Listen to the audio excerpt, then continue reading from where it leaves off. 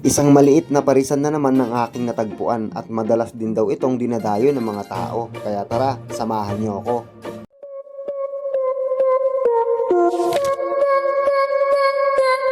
Keep it on the low, keep it on the low, low.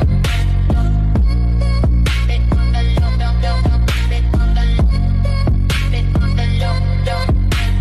Keep it on the low, keep it on the low, keep it on the low, keep it on the low, keep it on the low, low. Watch 'em hit the flow, watch 'em hit the flow.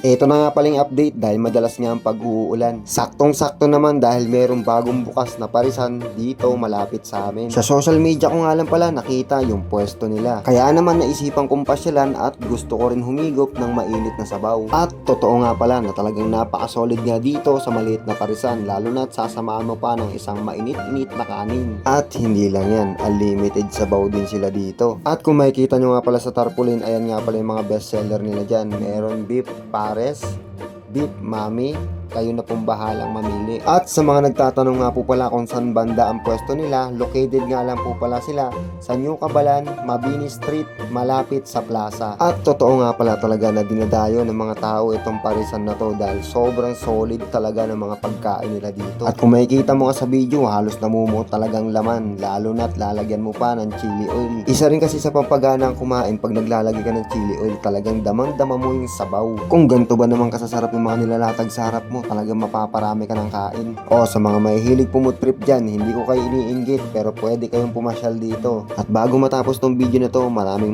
salamat po sa walang sawang pagsusuporta nyo kay Kuya Ona. So paano ba yan? Maraming salamat nga po pala and God bless. Thank you!